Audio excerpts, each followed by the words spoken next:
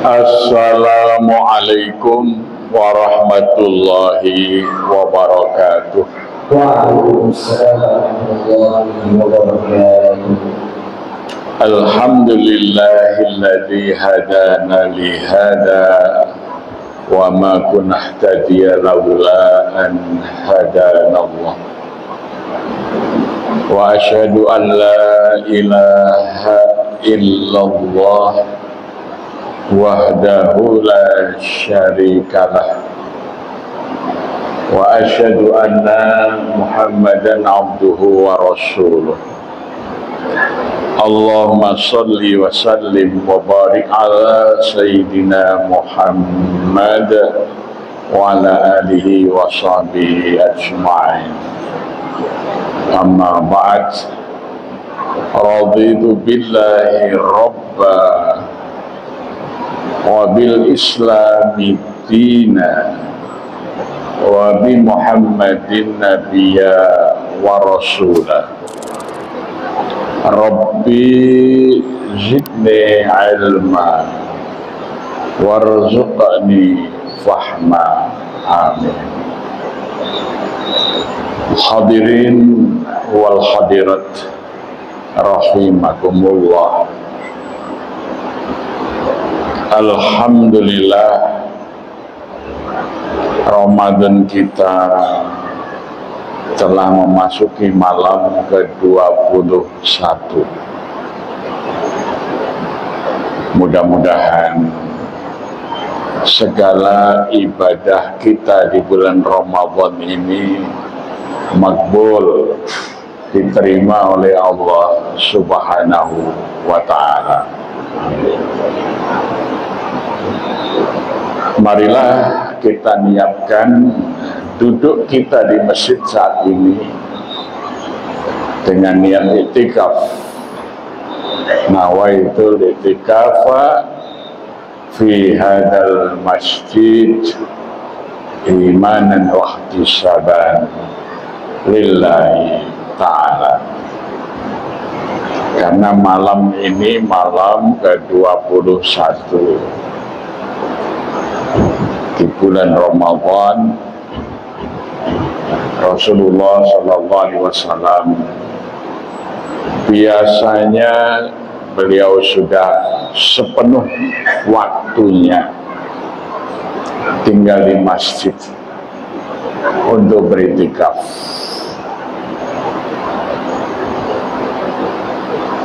Iktikaf mensyaratkan kita dalam keadaan suci, sudah berwudu, kemudian memasuki masjid,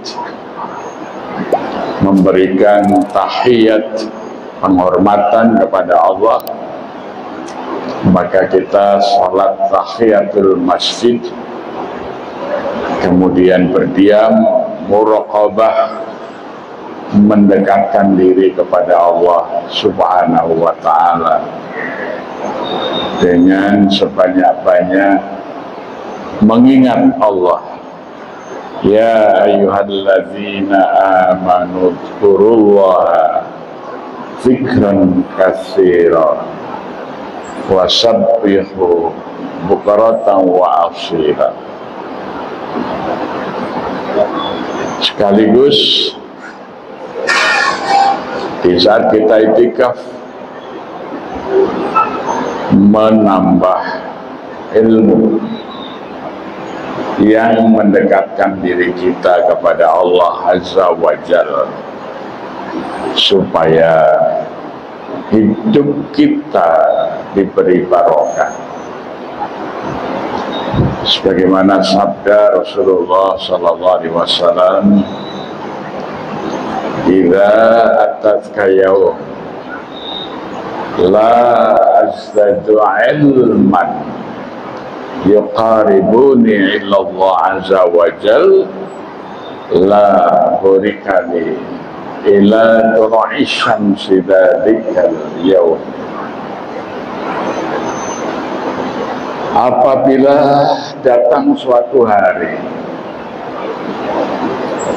la asdatu ilman yuqaribuni illallah azza wa jalla. Di hari itu tidak bertambah ilmuku, yuqaribuni illallah azza wa jalla, ilmu yang dapat mendekatkan diriku kepada Allah azza wa jalla, la burikali, tidaklah diberkahi aku di hari itu sampai terbenamnya matahari. Maka dengan muraqabah, i'tikaf di dalam masjid ini, kita menambah ilmu yang mendekatkan diri kita kepada Allah azza wa jalla.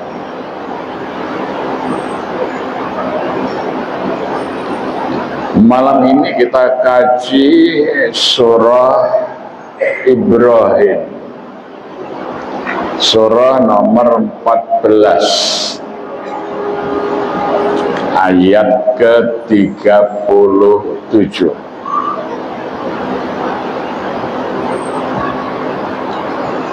Di situ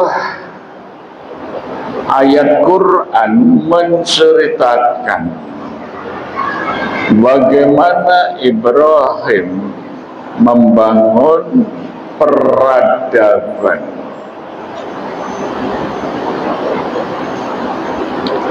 Beliau diperintahkan oleh Allah hijrah, meninggalkan kampung halamannya di Hebron, Palestina, membawa serta anak dan istrinya untuk tinggal di tempat baru, yaitu Bakkah. Tempat baru itu tidak ada kehidupan, tidak ada sumber air, tidak ada tanaman yang bisa hidup, gersang yang oleh orang-orang pada zaman itu disebut sebagai Bakkah. Bakkah itu dari kata baka yubaki, bakian, air mata. Karena siapa saja yang tersesat ke lembah itu, dia tidak punya harapan untuk bisa hidup. Mereka akan menitikkan air mata menunggu kematiannya.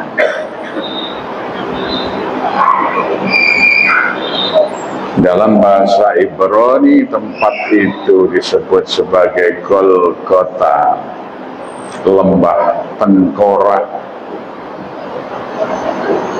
Karena kafilah yang tersesat di tempat itu tinggal menunggu ajal, karena nggak ada air, nggak ada tanaman,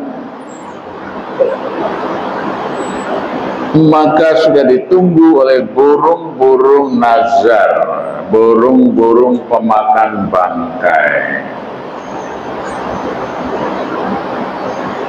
Ibrahim meninggalkan Hebron yang subur, yang makmur, menuju tempat baru yang gersang, lembah kematian, lembah air mata.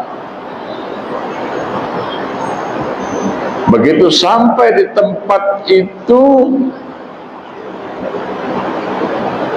Ibrahim berdoa, Rabbana inni askantu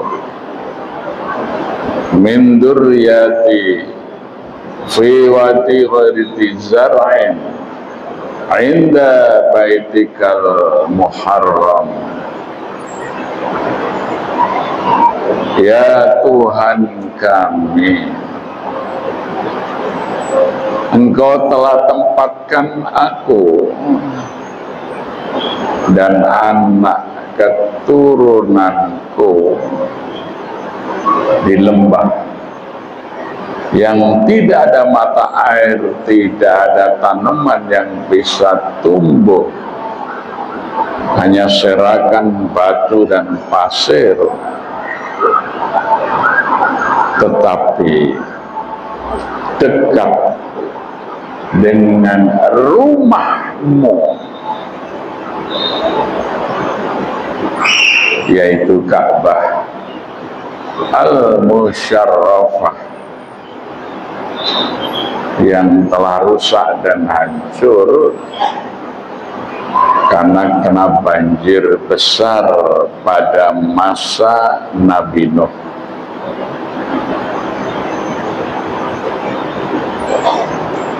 Banjir yang melanda wilayah di antara dua sungai yang disebut Timur Tengah, Mesopotamia, yaitu antara sungai Efrat ya, dan sungai Delajah yang menjadi pusat peradaban manusia pada masa Nabi Nuh, ditenggelamkan oleh Allah Subhanahu wa Ta'ala, di mana termasuk bangunan Ka'bah itu runtuh. Negeri yang semula sudah dimakmurkan oleh Allah, karena zalim penduduknya tidak mau mengikuti dakwahnya Nabi Nuh, maka diazab oleh Allah. Kecuali mereka yang beriman diselamatkan naik kapal Nabi Nuh. Tetapi Kan'an, anak Nabi Nuh dan istri Nabi Nuh, tidak mau ikut serta. Maka terjadi banjir besar yang merusak semua kehidupan, termasuk Ka'bah yang menjadi tempat ibadah sejak Nabi Adam.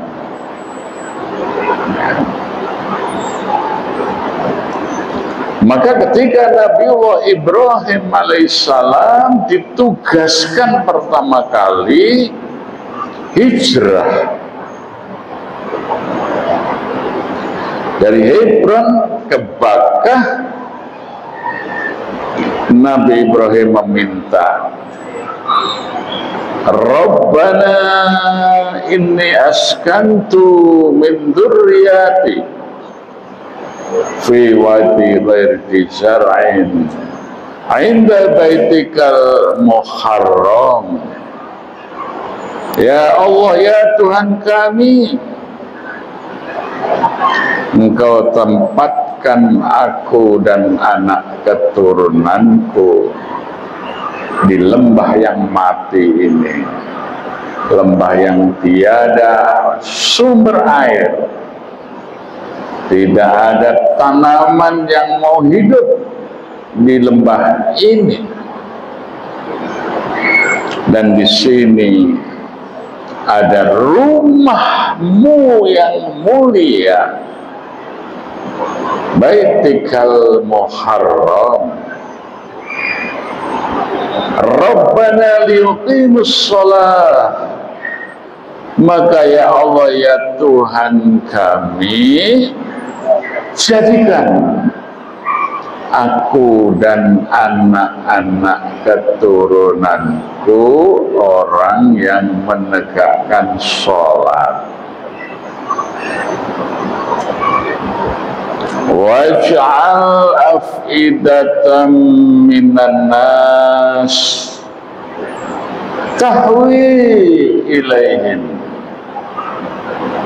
Maka dengan tegaknya sholat aku dan anak keturunanku itu, maka jadikanlah hati orang-orang ingin mengunjungi tempat tinggal kami. Ya Allah, berikan kepada kami yang tinggal di Bakkah ini rezeki yang bersumber dari berbagai penghasilan. Jadi Masya Allah, Ibrahim ditugaskan membangun peradaban yang telah mati karena dihancurkan oleh Allah, karena penduduknya tidak lagi beriman kepada Allah. 950 tahun didakwai oleh Nabi Nuh, mereka tidak mau beriman, sehingga Nabi Nuh berdoa kepada Allah agar mereka yang menolak seruannya itu dihukum oleh Allah dengan azab. Allah kemudian menurunkan hujan yang tiada henti, dan dari tanah yang merekah memancar air. Nabi Nuh yang sudah diberitahu oleh Allah disuruh membuat kapal. Orang-orang yang beriman semuanya diperintahkan naik kapal, dan semua binatang dibawa masing-masing satu pasang untuk mempertahankan kelestarian. Tapi anaknya Nabi Nuh tidak mau ikut serta naik kapal itu. Anaknya Nabi Nuh, Kanaan, mengatakan, saya akan naik ke gunung yang tinggi untuk menghindari banjir yang besar itu. Dia lebih percaya kepada pengetahuan yang alami, yaitu kalau banjir naik ke tempat yang tinggi, tapi tidak percaya kepada risalah Allah yang dibawa oleh bapaknya, bahwa banjir itu akan menerjang termasuk di lembah yang tinggi. Yang selamat hanyalah mereka yang mau naik kapal Nabi Nuh dengan mengucapkan Bismillah majariha wa mursaha inna rabbi la ghafurur rahim. Mereka kemudian bisa selamat. Maka orang yang beriman setelah banjir Nabi Nuh, mereka bertebaran di bumi Allah, meninggalkan Makkah atau Bakkah yang hancur peradabannya, tidak ada lagi kehidupan, bahkan Ka'bah Baitullah pun hancur. Maka Allah memerintahkan kepada Nabiullah Ibrahim untuk membawa istri dan anaknya membangun peradaban baru, dimulai dari menghidupkan Baitul Muharram, Ka'bah Al-Musyarrafah atau Masjidil Haram sebagai pusat kehidupan.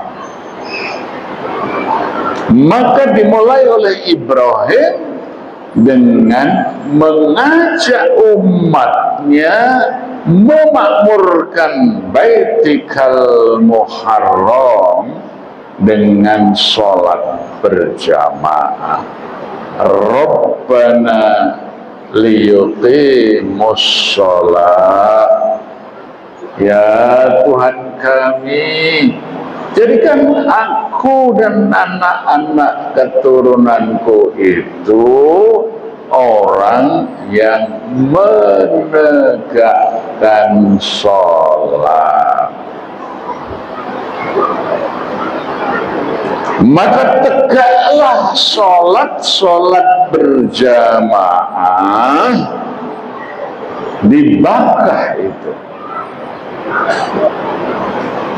Aura memancar dari tempat di mana anak cucu Nabi Ibrahim sholat, menjadi magnet yang memancarkan ketenangan dan ketentraman dalam kehidupan.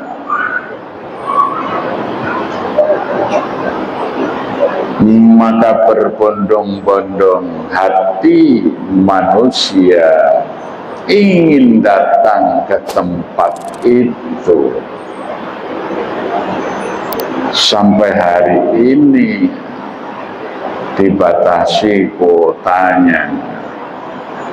Orang mau berhaji, ada yang menunggu bahkan sampai 49 tahun.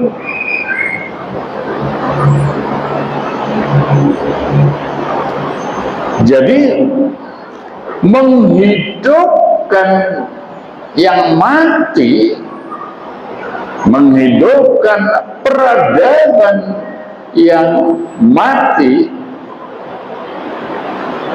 dimulai dengan menegakkan sholat, menggerakkan rakyat untuk berbondong-bondong melaksanakan jamaah di masjid di Baitul Muharram.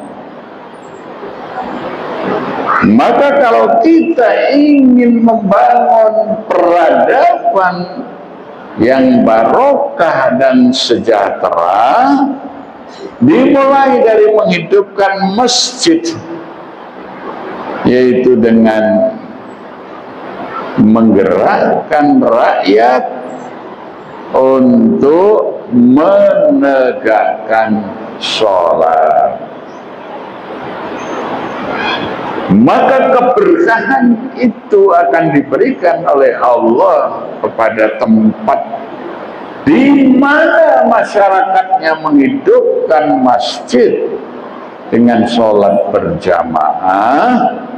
Maka tempat itu akan menjadi magnet yang mendatangkan hamba-hamba Allah membawa berkah.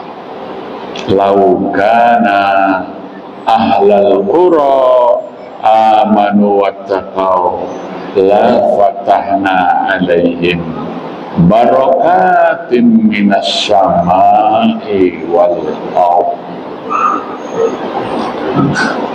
Jadi ini rumus kalau kita ingin memakmurkan masyarakat, ya, dimulai dari masjid dengan menggerakkan rakyat, memakmurkan masjid bersama-sama melaksanakan sholat wajib dengan berjamaah.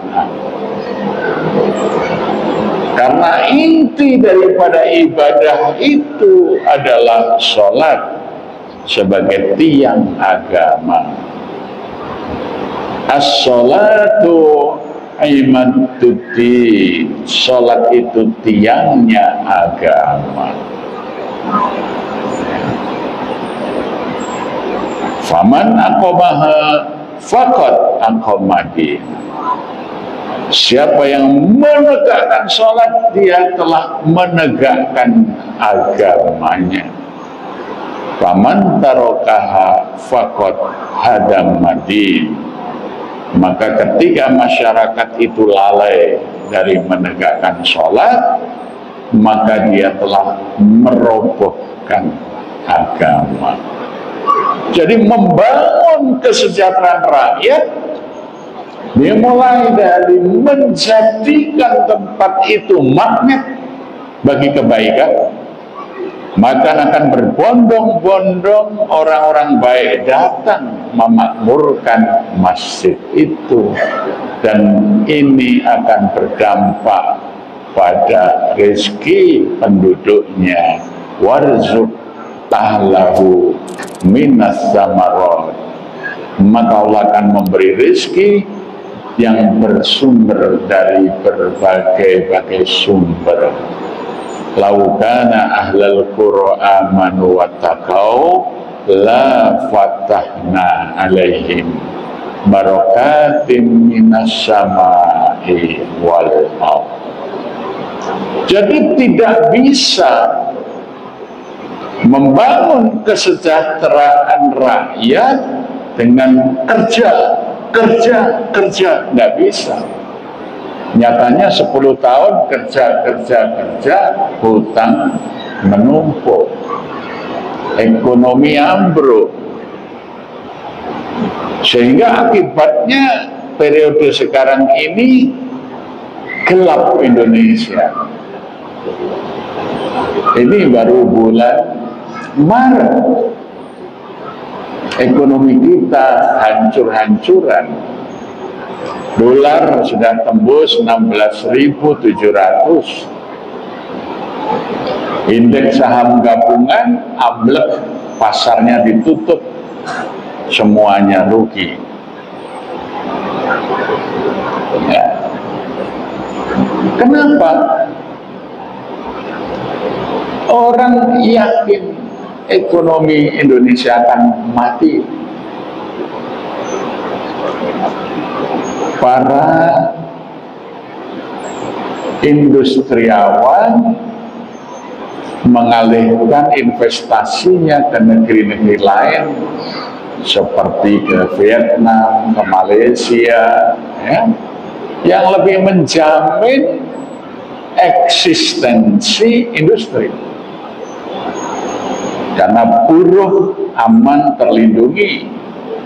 Di Indonesia nasib buruh terancam oleh kebijakan yang salah, yaitu dengan Undang-Undang Cipta Kerja dimudahkannya para pengusaha mem-PHK buruh tanpa perlindungan.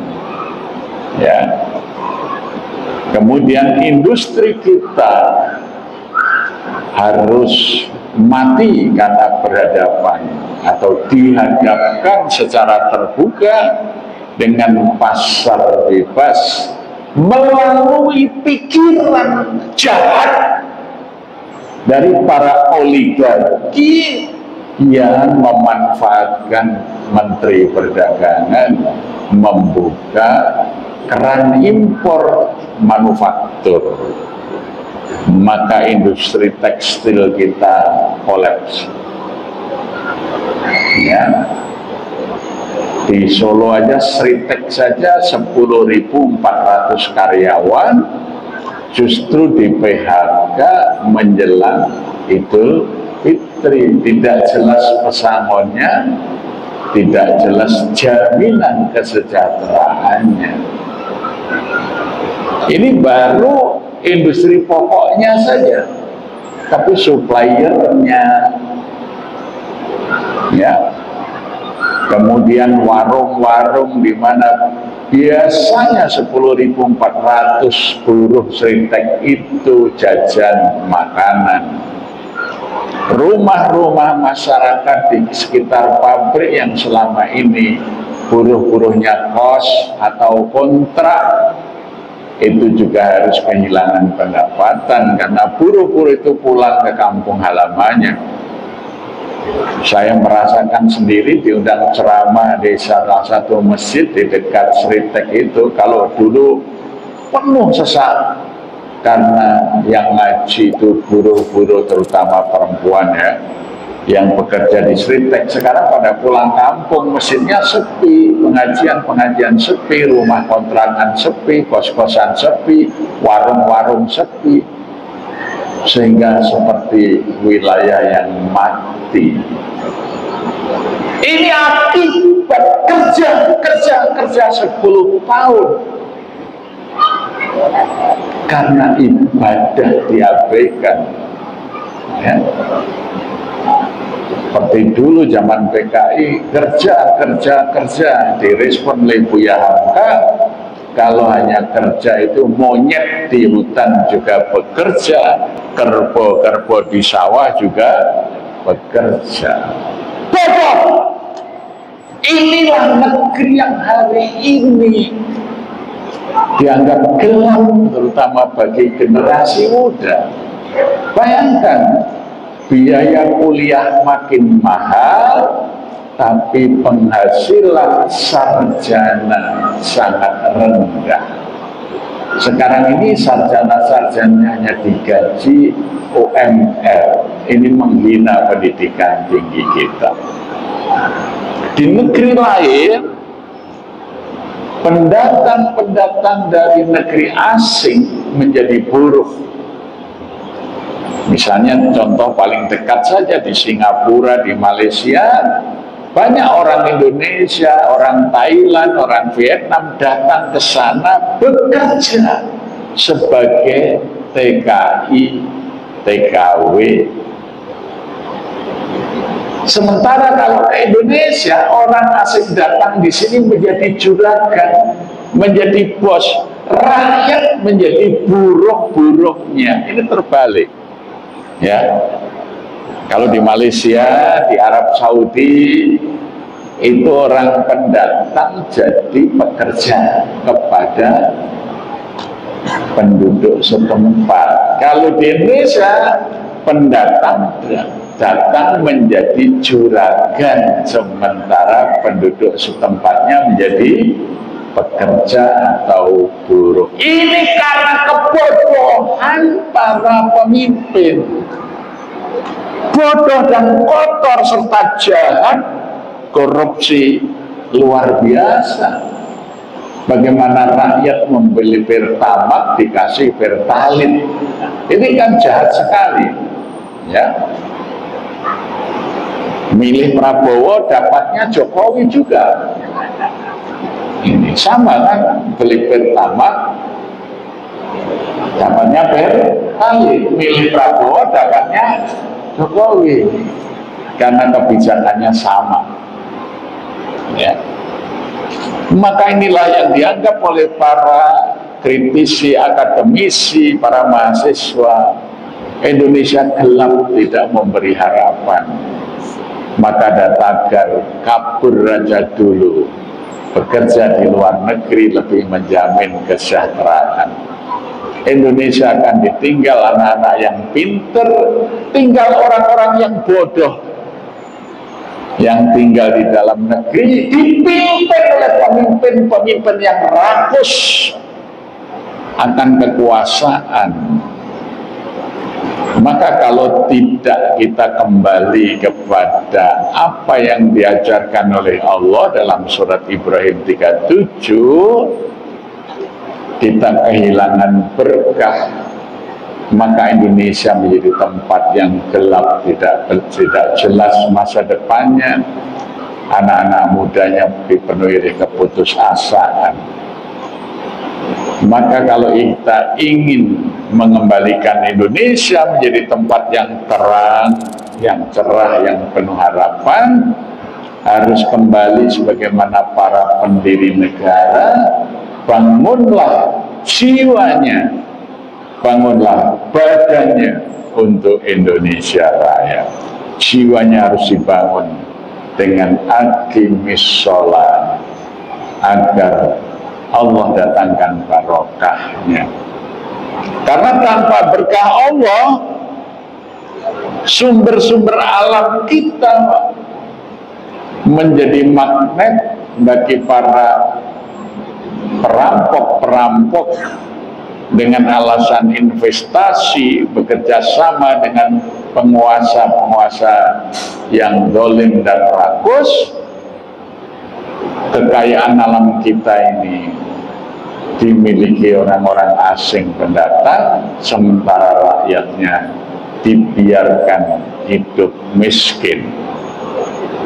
Tidak seperti cita-cita para pendiri negara, ada negara yang melindungi segenap bangsa dan seluruh tumpah darah Indonesia, yang memajukan kesejahteraan umum, mencerdaskan kehidupan bangsa, dan ikut serta menjaga ketertiban dunia berdasarkan perdamaian dan keadilan. Ya. Jadi nikel kita ini nikel terbanyak di dunia, yang datang investor dari Cina yang sangat rakus, yang dengan kejam menggunakan aparatus negara untuk mengusir rakyat dari tempat tinggalnya. Di Rempang misalnya, di mana pasir silika berkualitas tinggi bisa menjadi panel-panel tenaga surya yang bisa menyerap energi matahari untuk listrik, maka investor datang karena ingin menjadikan Rempang itu tempat untuk mengolah pasir silika menjadi sumber energi, dan nanti listriknya dijual ke Singapura dan Malaysia. Maka penduduk setempat yang berabad-abad menghuni di situ harus diusir dari kampung halamannya. Mereka dipaksa, dipukuli, disemprot dengan gas air mata, menyerahkan itu kepada investor asing yang akan menikmati keuntungan besar dari industri tenaga surya. Artinya apa? Kekayaannya yang diberikan Allah tidak memberi kebahagiaan dan kesejahteraan bagi penduduknya, justru mendatangkan malapetaka karena tidak barokah. Maka kalau kita melihat data dari Monash University, penduduk Indonesia yang sekarang 285 juta ini muslimnya 240 juta. Dari 240 juta muslim ini yang sholat tertib 5 waktu baru 38%. Masih lebih banyak muslim yang tidak sholat. Ya, padahal syaratnya Rabbana liyuqimis sholat. Rabbana liyuqimus sholat. Kalau mau makmur negeri ini ya sholatnya ditegakkan. Ternyata di Indonesia ini yang mengaku muslim 240 juta, yang sholat baru 38%. Yang sering datang ke masjid untuk sholat berjamaah baru 7%. Dan yang sudah rutin sholat berjamaah baru 2%. Nah, maka ini menjadi tanggung jawab kita.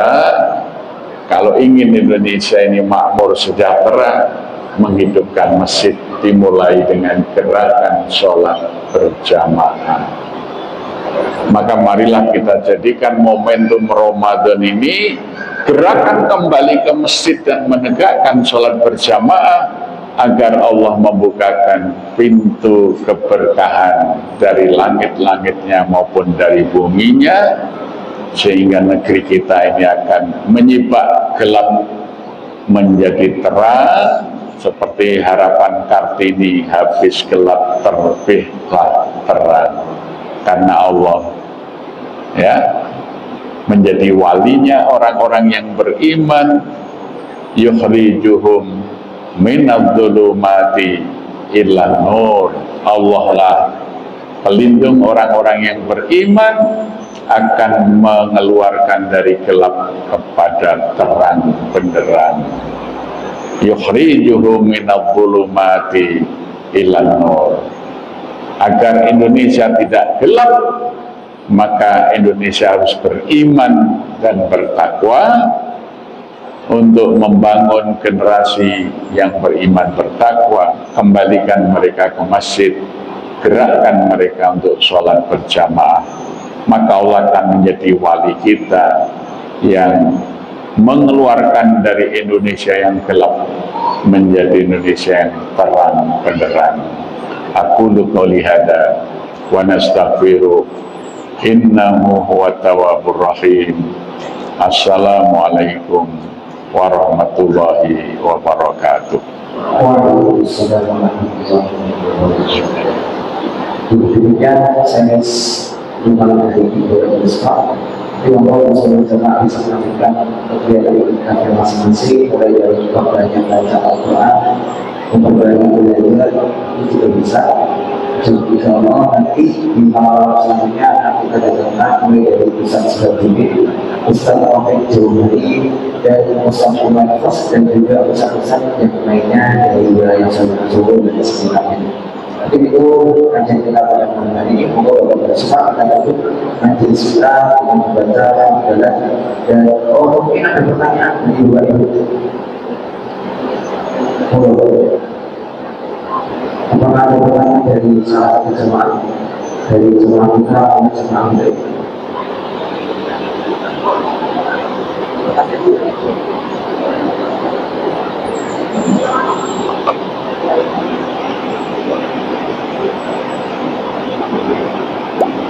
Assalamualaikum warahmatullahi wabarakatuh. Assalamualaikum warahmatullahi Mau tanyakan apa saja yang menjadikan kantornya umat tadi dengan kotak antara pemerintahan dan ada tanyakan apa saja yang menjadikan kantornya umat. Terima kasih. Assalamualaikum warahmatullahi wabarakatuh. Salam.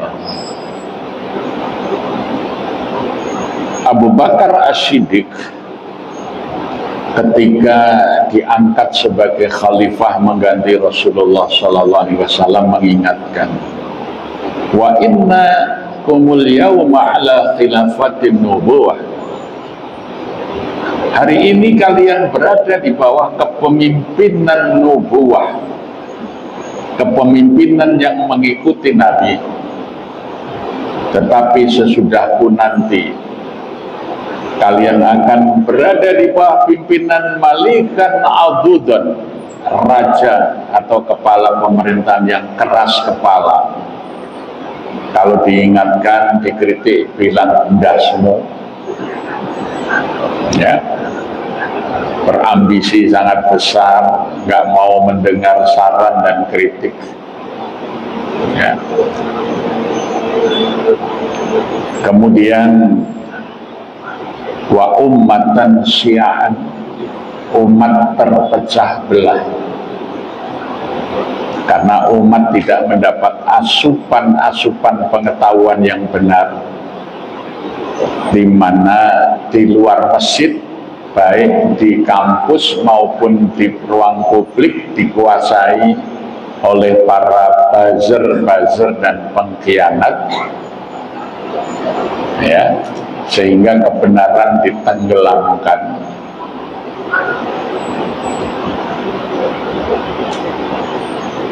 Doktor, profesor, mereka itu melakukan plagiat, menjiplak karya orang lain karena yang penting membayar, sehingga integritas perguruan tinggi rusak karena para pejabat ingin dapat gelar doktor tapi dengan cara curang, ya. Sehingga kebenaran tidak bisa lagi dipercaya di kampus.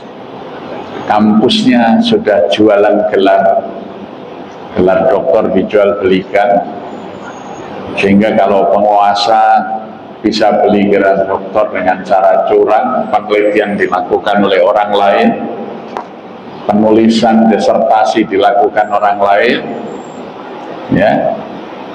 Dan ketika dapat gelar doktor digunakan untuk menipu rakyat, saya ini doktor, saya ahli ilmu. Muncullah kebohongan dari orang-orang yang gelarnya juga palsu itu, tidak memberi pencerahan kepada rakyat.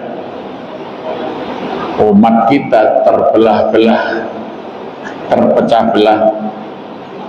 Masjid-masjidnya tidak lagi menyuarakan kebenaran. Masjid dibungkam, tidak boleh bicara yang benar. Orang-orang yang kritis dikriminalisasi. Oleh karena itu, Sayyidina Abu Bakar As-Siddiq memberi nasihat, kalau kamu menemukan keadaan seperti itu, kembalilah ke masjid dan jadikan Al-Quran sebagai pedoman. Jadi umat ini solusinya adalah diajak kembali memakmurkan masjid dengan sholat berjamaah dan pembinaan tentang isi Al-Quran untuk diamalkan, insya Allah, ya, kita akan mampu keluar dari kondisi yang sangat buruk yang demikian itu. Maka masjid harus bersungguh-sungguh menjadi tempat bagi orang-orang yang ingin mendekatkan dirinya kepada Allah.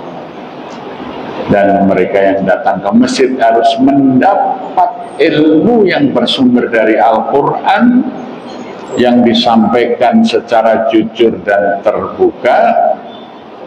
Makanya biasanya kalau kemudian ada masjid bicara dianggap mengandung unsur politik, ada dianggap jangan bicara politik di masjid, karena kejahatan itu sangat takut kalau kebenaran itu dibicarakan di masjid, karena ini akan lahir sebuah gerakan besar yang akan dapat menumbangkan kejahatan-kejahatan itu.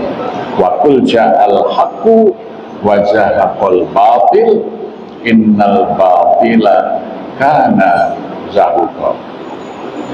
Maka hanya dengan mengajak masyarakat kita kembali ke masjid, mengkaji Al-Quran dengan benar, menyuarakan kebenaran, maka insya Allah negeri ini akan menjadi negeri yang baldatun thayyibatun wa rabbun ghafur. Tetapi kalau masjid-masjidnya ditutup, malam gelap gulita, tidak ada kajian-kajian Al-Quran, tidak dibuka wawasan umat, maka masjid hanya menjadi candi-candi yang indah bangunannya tanpa memberi manfaat bagi kesejahteraan di lingkungannya.